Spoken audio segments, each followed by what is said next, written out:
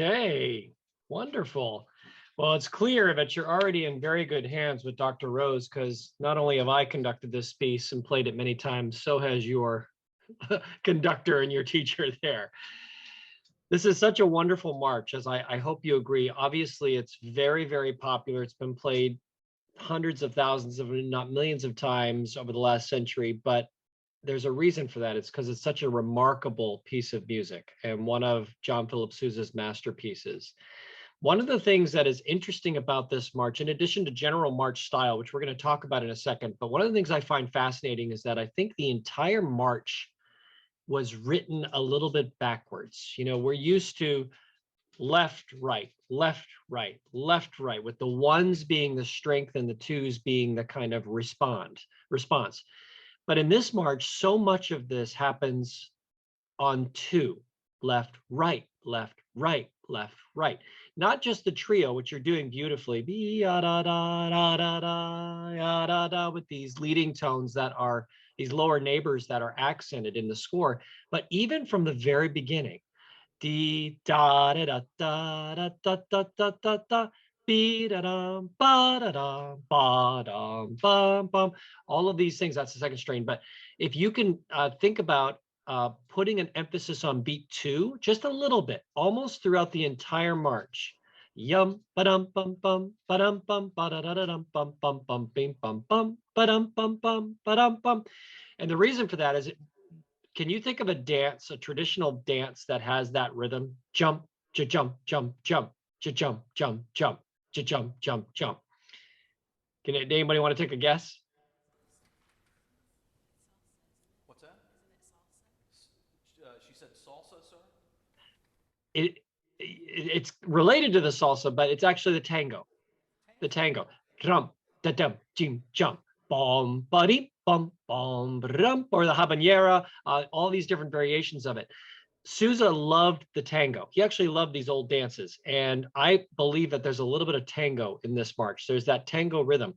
So I'm going to have you play the first two strains again and try to think of two as your goal point. And the other thing that's going to help you here is that we're going to try to get a little bit more buoyancy into the articulations. So in a Sousa march, or really any march, you want to imagine that all the notes are kind of filled with air.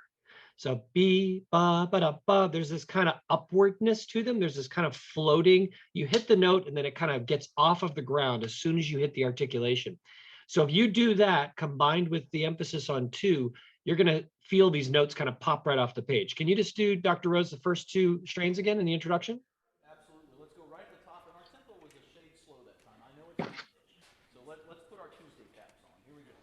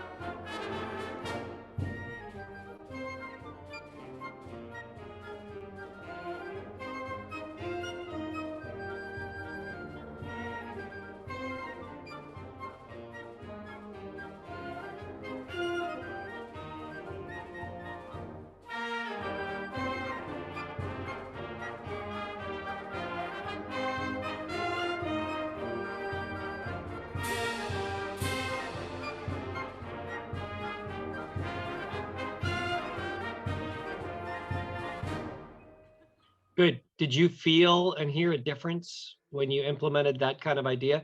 And it's hard to hear over precisely over the Zoom, but I don't think that's too much. I think that actually feels elegant and it feels like it brings it to life. A couple of other things. One, cymbals should be playing all the time, except for the first time through the second strain.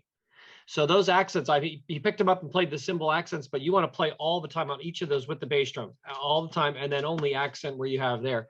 So I definitely missed the cymbals there. And I could use more of those accents in the percussion as well. Be da da ba da da ba on those beats too in the second strain, second time, not the first time, just the second time. Another thing that I think is critical for a Sousa march is even in the half notes, we need space and roundness to the notes.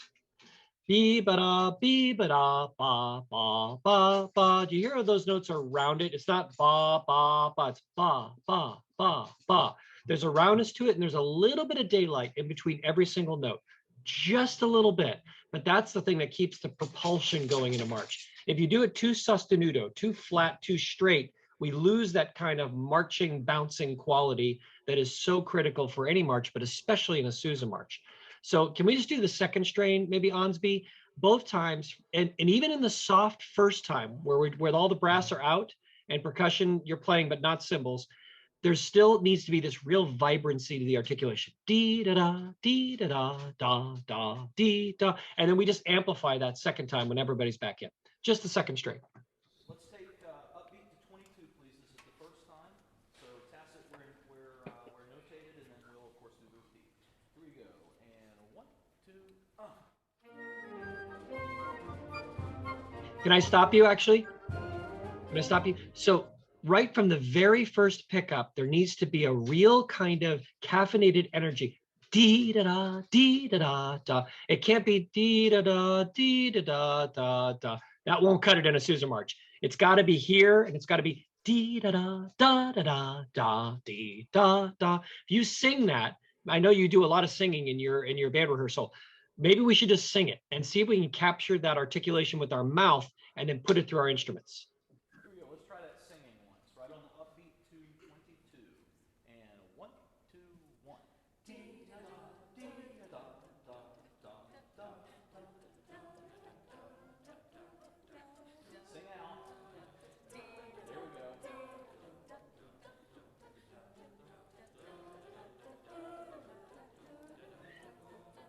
I see you guys laughing and smiling because, you know, we all don't have great singing voices. I am chief among them, everybody. I have a terrible singing voice. But when I studied conducting, my graduate degree in conducting, my teacher made me take voice lessons. I had to take lessons from one of the faculty members for 2 semesters, and then I had to do a jury as a tenor. And it was the most scary thing I've ever done as a musician. But it was also one of the best things I've ever done as a musician, because I realized that as a conductor or a player or anything else, I can't produce on my instrument what I need to produce unless I can sing it. It doesn't have to be pretty. It just has to be the right shape, the right articulation, the right feeling. And then your mind kind of cements that, and then you put it through your instrument. So I highly encourage you in your practice room, when you're private and no one can hear you, sing everything. Because as soon as you sing it, you start to feel it in your body the way it should be, and then you can more easily do it in your instrument. If you don't start from a place of singing, you can't actually hear what's actually coming through your instrument. You may know you're playing with a good sound, you're playing all the right notes, but you don't know the musical shape of the notes. You don't always hear the beginnings and the ends of the notes the way you can hear them when you're vibrating in your own skull by using your voice. So that's what I'm trying to get you to do, is kind of hear and feel the difference between dee da da, dee da da, da da da da, da da da da, dah, blah, boring, and da da da, dee da da da, dee da da, dees, das, da, do, dee, all kinds of different syllables that create the color and the shape in your sound and your articulation, and the releases of those notes too. One more time. You don't have to sing it anymore, but let's play it and see if you can really capture that energy. First time through. They can sing. They're just being shy. About 2/3 of them are in the choir here. Say it again. I said they can sing. They're just being shy. About 2/3 of this band sings in choir. I know, exactly. And you just heard me sing, and I'm terrible. So there's no reason. They listen to me, and I'm even worse. Here we go. Playing, please. Upbeat to 22, first time. Energy. Dee, da, and 1, 2.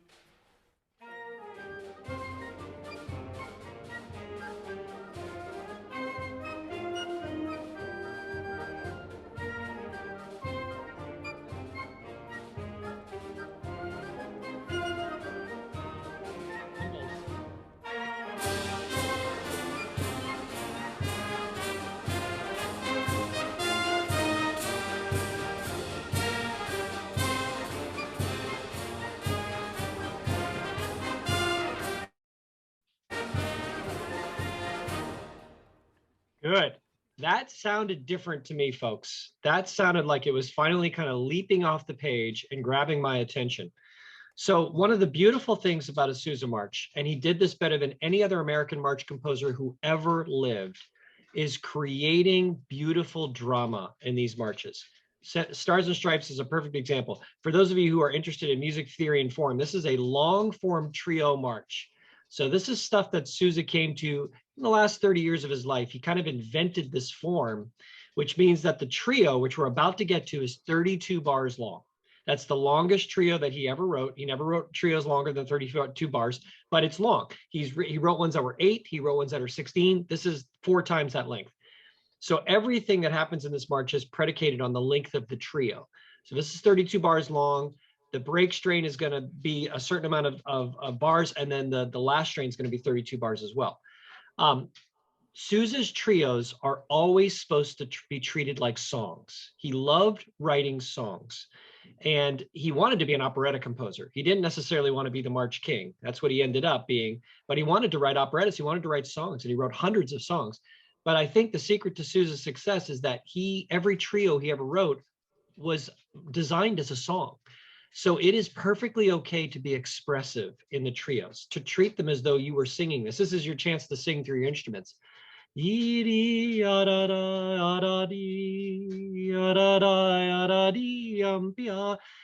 doesn't have to be military at this point. It can be sweeter, which is why we take out the brass, which is why we take out the percussion, why we add the bells, to create a sweetness to this and allowing the phrase to ebb and flow and rise and fall. This is the only time in a Sousa march where you can be sostenuto. You can be longer and really more vibrant and more expressive. And then when the break strain comes in, the dogfight, the drama is kicked up even that much more because you have created that contrast built in. And when the trombones come in and the tubas,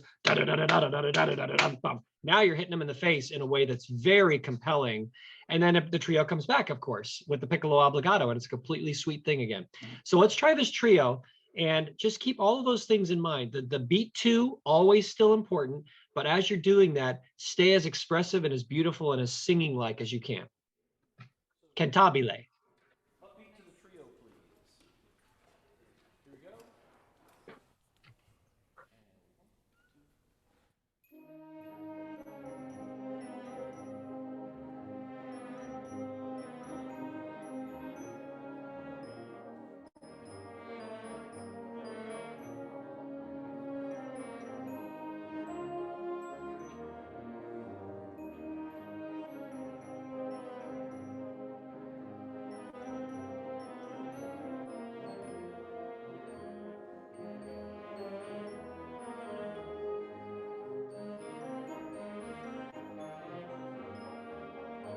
Good, good. Now I led you a little bit astray because that was beautiful. But one thing I don't want you to do is to crescendo into the neighboring tone in the first few bars. So we can't go dee dee da da da da. So that expression you have to restrain a little bit. The accents kind of come on their own. Dee da da da da da, and then you can let it go. Da da da da da dee da. Yeah. So that's one thing to be careful of. The rest of it I thought was quite beautiful. And you know, it's funny, even with the Marine Band, the professionals of the Marine Band, we play hundreds of Sousa marches a year. We've recorded all of them. We put them on every concert. Even in the Marine Band, I have to often encourage them to be expressive in the trios. Now, they've heard me yap on about it for 20 years now. So they're much better at anticipating what I'm going to say now. But there is, for some reason, even in a march, a military march or an operetta type of march, there's a hesitancy within a piano dynamic to let that expression shine through. And I think it's a mistake. I think it's an opportunity that would be missed if we don't. And if you do that, which you just did, it's going to be the thing that stands out among other bands who don't necessarily know exactly how to make a Sousa march sound its best.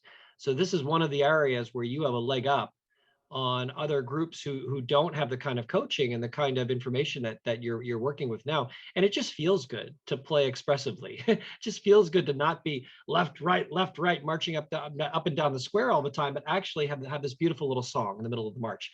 Let's do that one more time, Onsby, and then let's go on to the first time through the last strain, through the break. Okay, sounds good. Here we go. Upbeat to the trio again, and we will go into the first iteration of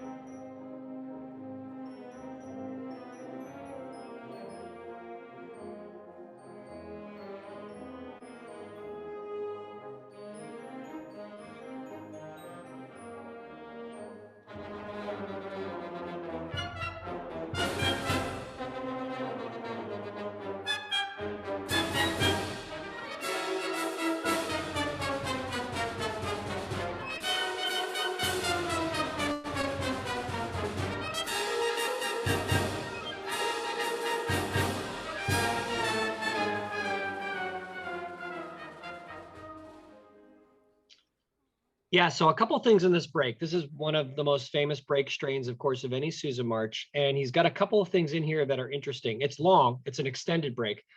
So Sousa was famous for putting dialogues in his marches. So sometimes in a break strain, you might have 4 bars of the brass, this kind of masculine, heavy-handed kind of, you could say in an operetta vernacular, the evil guy, the bad guy, and then you have the woodwinds answering it, kind of a more relaxed, a more kind of gentle soul who's then, dialoguing. It happens in close succession in this one. So it's not 4 bars and 4 bars. It's basically 2 beats and 2 beats. So it's important that each of those voices be short and in time and not rush, so that it really feels like there's these lights that are kind of popping off in the middle of that dialogue. Here, the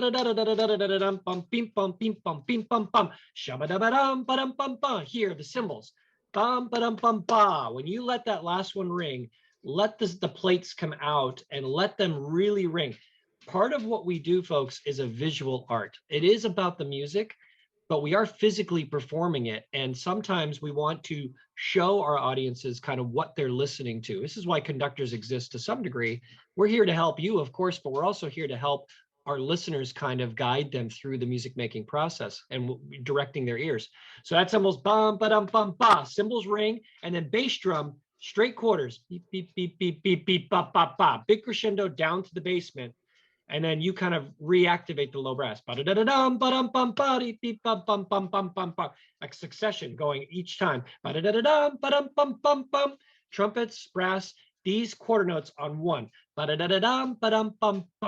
You've got to feel like you're planting a flag into the ground. Jump, jump. Not playing it louder and accented, but not letting it rush and be thrown away. So that's the arrival. Then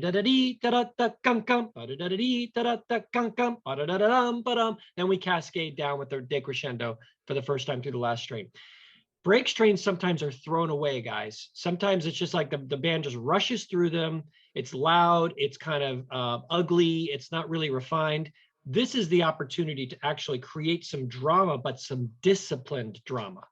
Really kind of be heavy, be in the moment, and allow it to kind of take root every bar, and don't let it just kind of glaze by before we get to the last strain.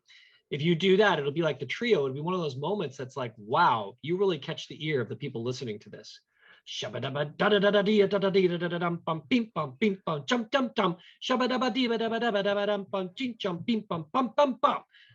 play it. Here we go. Let's go just upbeat to the breakup, please. So this is upbeat to 86, first time. Here we go. And 1, 2.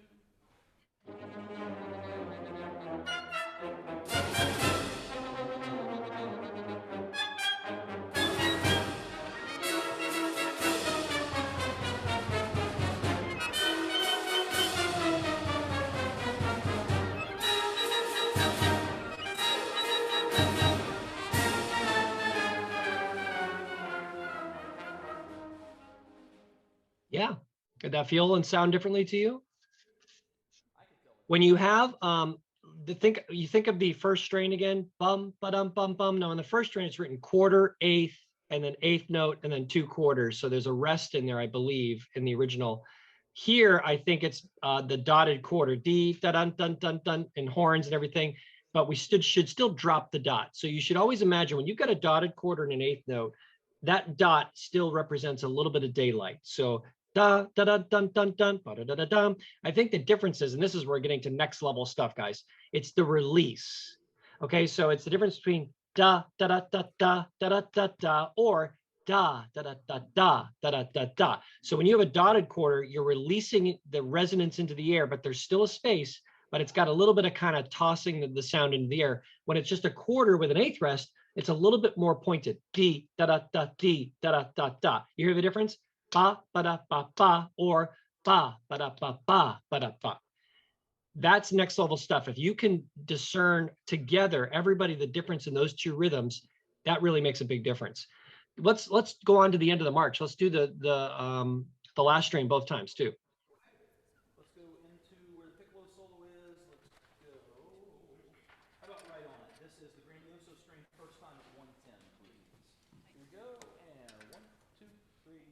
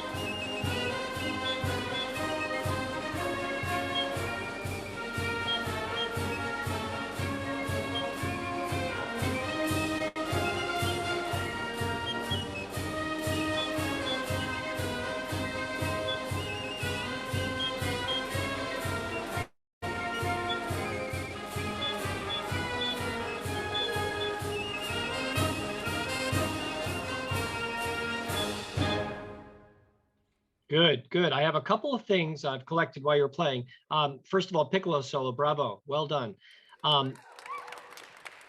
You can take this to the next level too by just shortening up everything you've got. So you've got it all there, but this has got to be the champagne bubbles, right? So it's just really effervescent.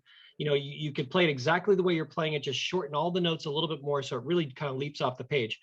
I keep saying that because it's so important to me that the music jump from the page. And I think in marches especially, there's a real danger that everything being down, everything kind of being longer, it can really sit there if you're not careful. I think this is why marches don't get played as much as they used to, is because I think we've lost a little bit the amount of attention to detail we put into marches and articulation. Clearly, I'm in a business with the United States Marine Band where we put a great deal of attention into marches. We spend so much time rehearsing them a certain way, performing them a certain way, because we feel a really responsibility to set the example for other bands. And, you know, like we said earlier in this session, the magic in a Sousa march is off the beat. Everything that happens off the beat is more important in some ways than what happens on the beat. Clearly, the bass drum and the cymbals are playing on the beat all the time, but everyone else has all this stuff off the beat. And snare drum, actually, there's an opportunity for you to do a little bit of this too. So when you look at a Sousa march, last strain, the snare drum part, you get brum, brum, brum, brum, brum. That's what it looks like. But what Sousa did in his band and what we do in the Marine Band is we actually put a little bit of an accent on the and de-emphasize the beat. So what you end up getting is on the bass drum, you get boom, boom, boom. But in the snare drum, you get brr, brr, brr, brr. So you get brr, boom, brr, boom, brr, boom, brr, boom, brr, boom. So if you put a little accent on every one of those roughs, especially second time when you're playing loud, and hopefully if you have a second drummer can come in and play the field drum too, if you both do those accents, you'll be amazed at what happens to the rhythm and the energy of the march. And everybody around you will start to play a little bit differently as well, because they'll hear that kind of jumping snare drum kind of sound that happens. In the last strain, I think you know this, there are 3 different melodies going on. The story in the short term is that Sousa considered the 3 parts of this march to be the 3 areas of the country at the time. The Northeast was the piccolo solo. This is like this effervescent kind of, you know, old fifes and drums from the colonial times. The South was represented by the trumpet melody, dee da da da, and the clarinets, dee da da da da da da. And the West, the great expanse of the West, which was still not entirely settled at that time during Sousa's life, is the trombones and the counter melody, which we finally hear last time through. Ba da da dee, dum bum bum bum ba da. And if you could play that with a sense of kind of uprightness, shoulders back, proud cowboy kind of feel. Ba-da-da-dee, bum, bum, ba-da. Just really plant that. You don't have to play it louder. It's just about the character of it that is so important, because it's the first time we're hearing that. And all of this happens together. The last thing I'll say, and this one's for you, Dr. Rose, you know, and I know you've taught your students that Sousa never took last strains of his marches grandioso. He never took them slower. You hear some people go bum ba-dum ba-dum ba-dum ba-dum ba-dum bum ba-da-da-da-da-da. Never did it. When he says grandioso, which is an original marking in Stars and Stripes, he really just means the character of it, not the tempo. However, he did sometimes do just a little bit of a slowdown before the last strain, and we do that in the Marine Band. Beam, ba-dum, ba-dum, ba-dum, bum, be, and then tempo. So I kind of like it, Onsby. It's a little bit of drama, just to kind of mark that final fire and tongs last time through the last strain, just a little bit. And then, of course, the musicians, you guys go straight through tempo in the last strain. What's our time? How much time do you have left for this? We've got another 5-7 minutes if you've got the time. Great. Can we try the first time through the last strain again? We'll try it with the shorter piccolo solo. We'll try to get that snare drum character in there, and let's just do that and just stop if you wouldn't mind. Okay, first time through the last strain only once, just with the piccolo solo. Here we go. This is right on 110. And 1, 2, 3.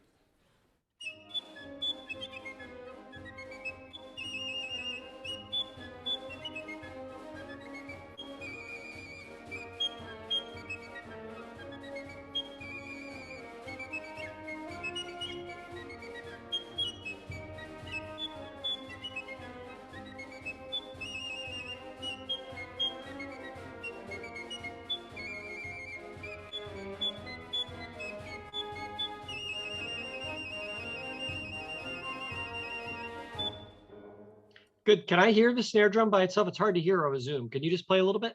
Yeah, just both you guys are playing that. Are we both playing it on snare? Or do we have a field drum? Okay, just keep that. And it should be just one first time. The field drum or second snare can come in second time. Perfect. Here we go. 1, 2, ready, and.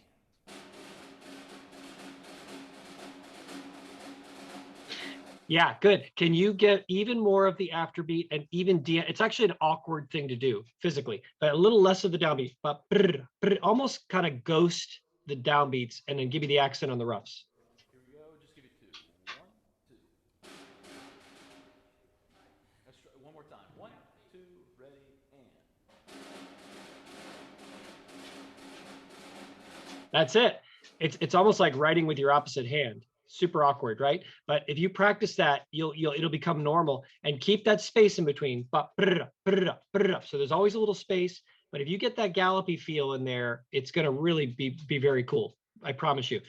Can we do? I'd love to hear. Let's do that first time through the last strain and do the break one more time. I'd love to hear this entire cycle of the repeat through the break with all these changes we made, and then a little bit of that retard if you feel so inclined, Onsby, to do it. That's the first I was made aware of that, but that's cool. I knew that Sousa did not like Yeah. it down, and I have purposely avoided doing that. Yeah, just a little. It's like it's like cinnamon or paprikash. Just a little goes a long way, right? Excellent. All right. Paprika, not paprikash, paprika. And we'll do the whole end section. So through the piccolo back to the breakup strain, and then through the last strain to the end. Here we go. Brianna's getting a workout on the piccolo solo. Here we go. 1, 2, ready, and.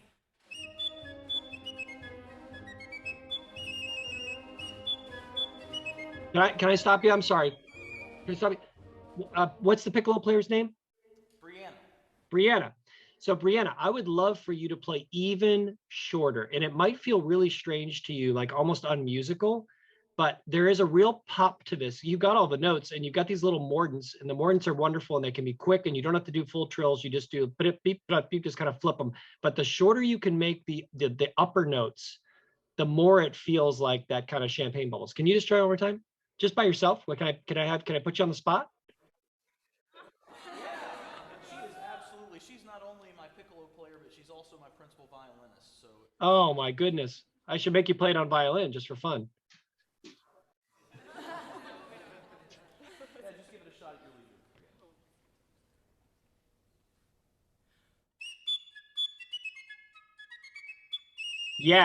Yes, that is exactly what I'm looking for. Can you just replicate that for the whole thing?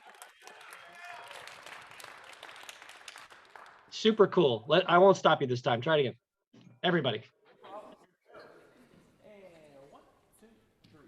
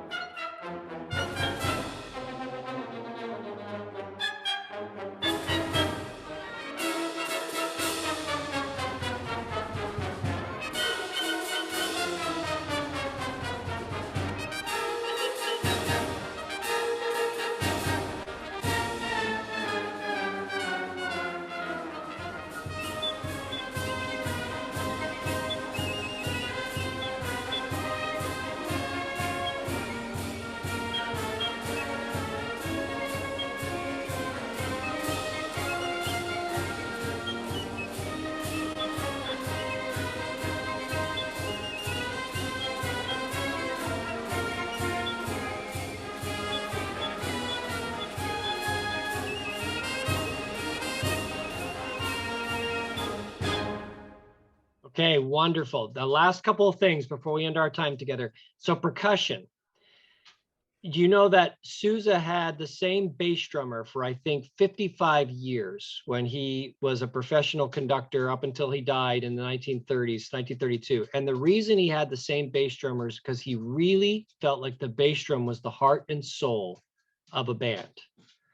And in fact, I won't make you do this, but his bass drummer, August Helmke, used to actually play bass drum and cymbals together. They had the park band thing, and he played both parts and was able to kind of do different effects and tricks.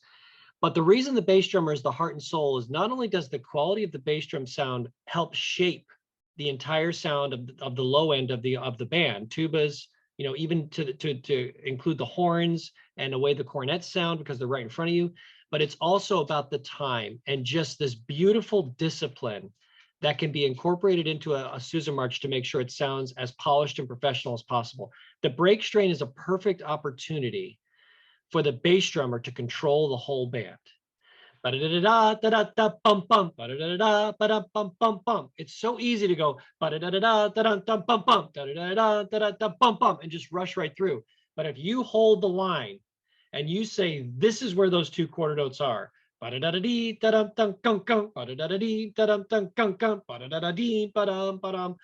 makes a very big difference on feeling like the march is totally grounded and you've got those fence posts right deep in the ground.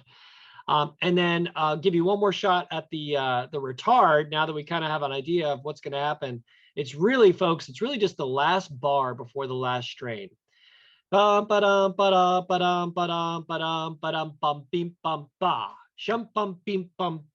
just a little bit of a kind of jumping up in the air and then landing on both feet firmly on the ground.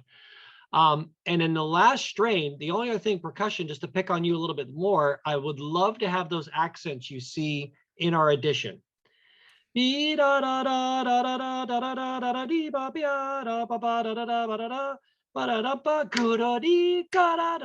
beat two, ba, ba, and then you mark the second time through the last strain, the last 16 bars. Those accents last time are really important, and those, unlike some other ones we've guessed on, those we believe are authentic Sousa accents. That's where he put them with his band too. No one ever wrote them down, but his musicians made it clear that that's where those accents are. So you're the ones who bring it home for us. We got piccolo, trombone, cornets, clarinets, and the percussion with the exclamation point saying, yes, this is the end of the march, everybody. So with the time we have left, Onsby, maybe 2 times through the break. Let's do the break to the end, first time and second time. Come on, Brianna, you got it. You got it. This is upbeat to 86. This will be the first time. First time through the breakup strain upbeat to 86. Remember everything we talked about. You guys have done a great job. I'm very, very proud to share you with someone that I have a tremendous amount of respect for. So thank you for that. Here we go. 1, 2, 1.